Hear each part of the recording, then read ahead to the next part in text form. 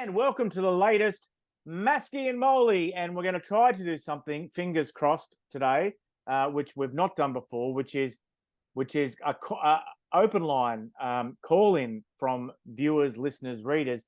Now, my screen keeps going blank, so it may be because Zoom doesn't like us doing that.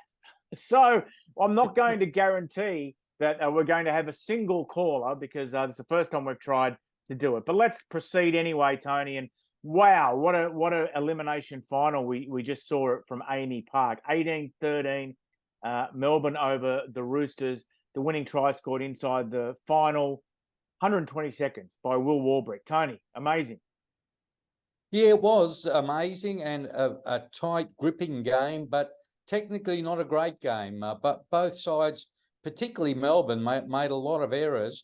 And I think Penrith, bottom line, will be watching this game and rubbing their hands because they get to play the Storm next week. And I can't see anything other than a very convincing Penrith win after that. The only good point for the Storm, I guess, is that they get Jerome Hughes back. But they toughed out a win. Some controversial calls from Ashley Klein, which is not unusual with Ashley Klein, and plenty to talk about. Yeah, now one of them was a knock-on that appeared to happen right in front of him in the first half. It was a Melbourne knock-on, and they went 80 metres and scored a try. Was that, in your view, the most sort of significant call, or were there a couple of others that you didn't like the look of? Well, the other one, and significantly, the knock-on was by Harry Grant, who then, as you say, went downfield and set up a try. But with about 5 to go, right in front of the Roosters posts, Harry Grant got whacked right on the chin, stayed down, no bunker, no penalty, no call from Klein. He said, get up and play the ball. It would have almost been a sin bin a couple of months ago, but now it's play on. So it should have been a penalty to the Storm, at which point they're 1 point down. So they should have won the game then and there. So again, it's a real worry, Klein, and monitoring social media, as I tend to do, the fans just do not like him, and they were howling crooked. I think even some Roosters fans were upset. Now we have our first caller. It's Jeff. We can't see him, but we might be able to hear him. It's just being connected. But while we're waiting for Jeff to connect, we really need you to like this channel. We're on Tony's channel this week, 9 Moley on YouTube.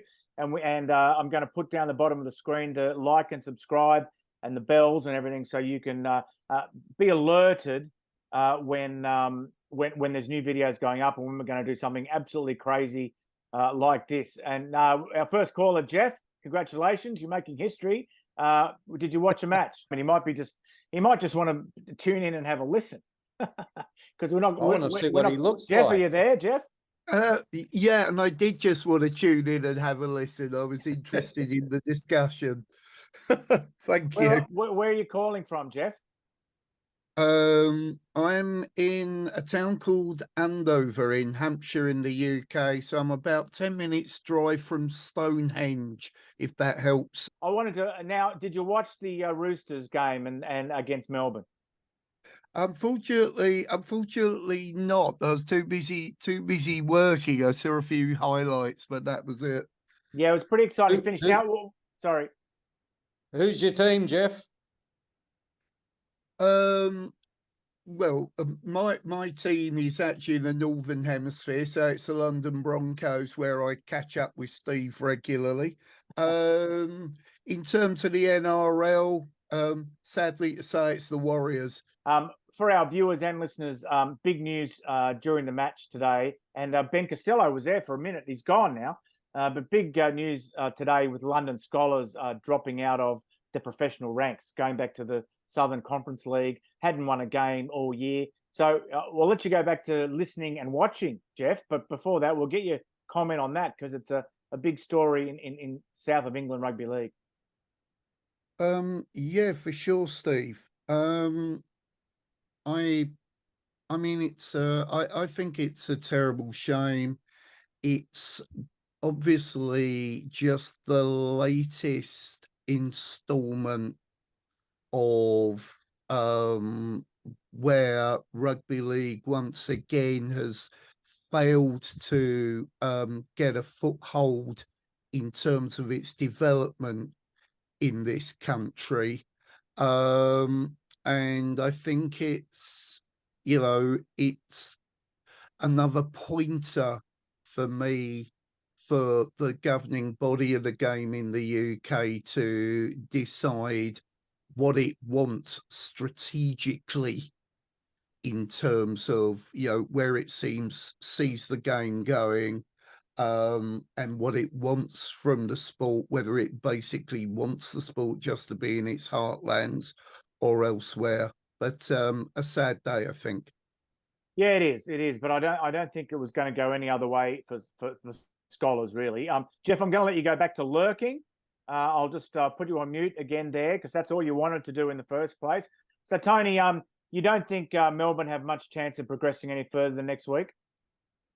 No, I mean, I think Jerome Hughes is a terrific player. I think he's one of the top three halves in the competition. So he was a big loss for the Storm. But having said that, his replacement, the son of one of your favourite players, Tyrone Wishart, scored a great solo try. So he didn't hurt him by any means, but they're going to need Hughes back next week, and they're going to need him and Munster to really put on a show to have any chance of beating Penrith. And when the final started, I could see a Panthers-Broncos grand final, and nothing I've seen so far has changed that view.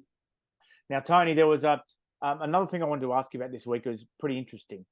I think it's kind of, people would want to hear journos talk about this, which is the Ben Fordham story about Latrell Mitchell going to a carnival, a rugby league carnival out in Penrith, and a grandparent ringing Ben Fordham and saying that Latrell had told their grandkids to go away when they asked for a photo.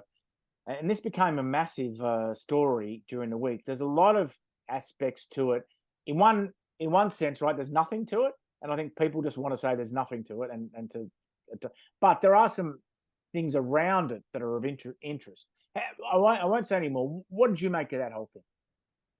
Yeah, I tend to think if it was anyone else but Latrell, it wouldn't have been a story. And in that sense, I feel for Latrell Mitchell. When you think about it, he lives in a fishbowl. He's asked for photos, for autographs, basically everywhere he goes. He's become a rugby league rock star. He's the fifth Beatle, if you like. And so it's not an easy mantle to carry. And on one occasion when he just does say no, and I guess we have to take the grandparents' words for it, that he was perhaps a bit short, a bit gruff, a bit rude, but he might have been in the middle of something. We don't know the context of it. But bottom line, I think he's just been a little bit hard done by. And it's one of the reasons he's become a bit of an angry, bitter man. I think that he gets picked on at times like this. Yeah. Firstly, we're trusting the word of a 4-year-old to their granddad. I don't know if when I was a kid, I might have exaggerated talking to my grandparents, maybe once or twice.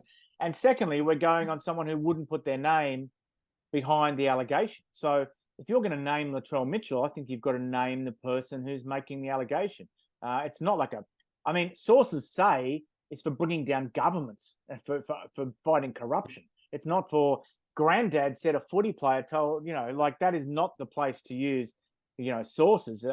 But the other thing only thing on the other side of the argument I would say is Ben Fordham was threatened with legal action. For what? I mean, like what? It's not, I mean, for what? No one's denying that it happened.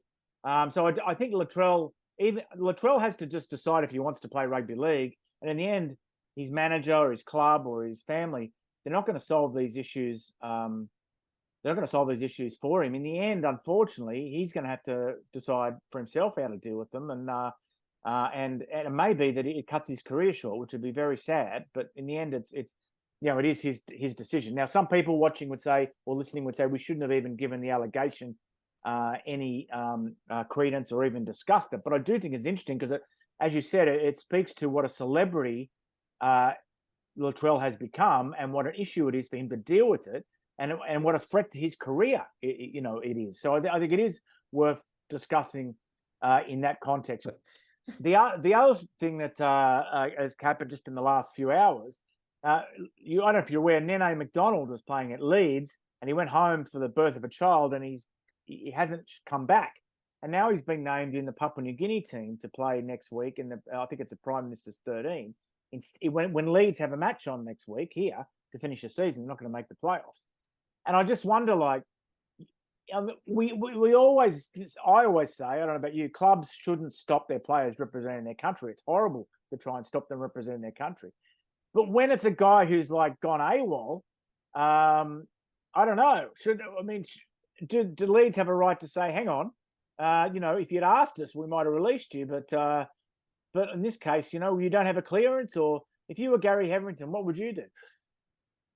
Well, I can give you a bit of a scoop here, Steve. I was actually told a couple of weeks ago that when Nene McDonald came back to the Southern Hemisphere, he was never intending to go back to the Northern Hemisphere. Now, time may prove me wrong, but I think his days at Leeds are basically over. So, he's made the decision for them, and for whatever reason, he's decided his future lies down this part of the world.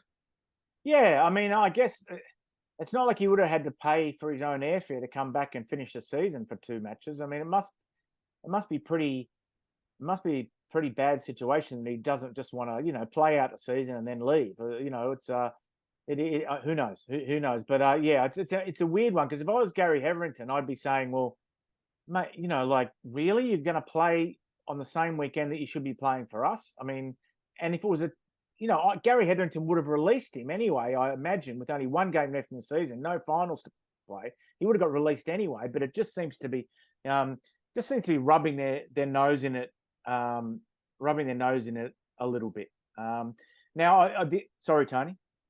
Yeah, I was going to say the Leeds have got a very easy get square, don't they? I think Nene's last check will be lost in the mail.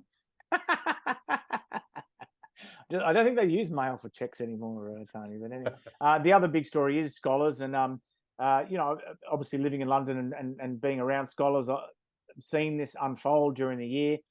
They didn't win a match all year. They had an Australian millionaire called Steve Scanlon who was going to take them over, and he subsequently decided he was going to reduce the offer. They said that no, that's not enough, and then they withdrew the offer completely. And now the club has said they're going back to the amateur ranks. Now, that's the second club this year that's pulled out of League One. I don't think League One's got a future, really. I'd like to see the RFL, and the RFL put out a statement that indicated they might already be considering whether League One even is played next year.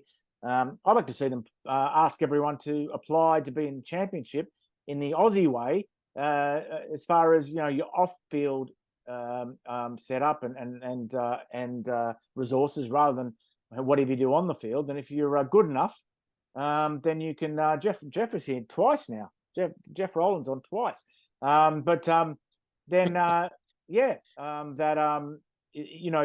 can join if you, and that way, we don't lose the likes of Cornwall. But I just can't see there being any point in League One being played next year. So that's it for the topical things. And okay, very quickly, I'll go through. I don't. You probably haven't got them in front of you, Tony. So I'll just quickly go through Super League games this weekend, and then the Saturday afternoon match pits Hull FC at home to the Giants. I think the Giants away there. Hull FC have put the queue in the rack, I think, for the year. And also tomorrow, Catalans at home to Leeds. It's a game. It's a danger match for Catalans. They haven't really been convincing for me for about a month, but I think they'll just have enough at home there. And a really intriguing game between Hull KR and Salford. Based on last week, I think Hull KR are a better team, so I'm going to tip them to win. That's a 7:30 kickoff local time, and then we're going to hear what games Sky are going to televise in the final round of the regular season. They're all going to be played at the exact same time. And the League Leaders Shield will be kind of like in between 3 grounds. And whoever's, I don't know, be in an Uber or something. And then as the scores go, they'll rush to whatever ground it is to present the League Leaders Shield, because 3 teams are still in the running for that. So that's about it, really, from us. Don't forget to like and subscribe. Thanks to the couple of people who called in. Ben Costello made a cameo. He was at the top of the screen, but then he didn't stick around for very long. But we're going to do. We've got Phil in the room, so we'll let Phil join us, and then after that we'll say goodbye. So Phil, they're all coming in. they are, yeah. 3 people entered the waiting room, so we're going to admit them all. Okay, so first caller, Phil. Phil, thanks for joining us in this historic.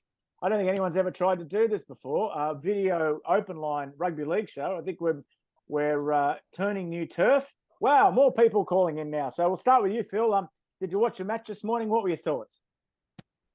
Это матч ебал пидоры несчастные, нахуй. Моя армия черный ворон, снова готовят нам царский трон. Oh dear. Got some rubbish adverts. Yeah, it's okay because we're editing this. We're not going out live. So there's someone whose name is not in English has just tried to call in too. We're not going to let them in. So Phil, what did you think of the match? It was a fantastic game, wasn't it? Uncle Messi. Two fantastic attacking teams and 2 fantastic defences, seemed to me. Yeah. Do you You think do the right often team? get that. Oh, yeah.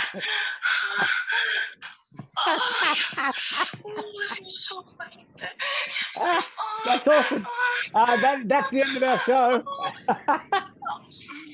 That's the end of our show. We'll be back next week. Take care.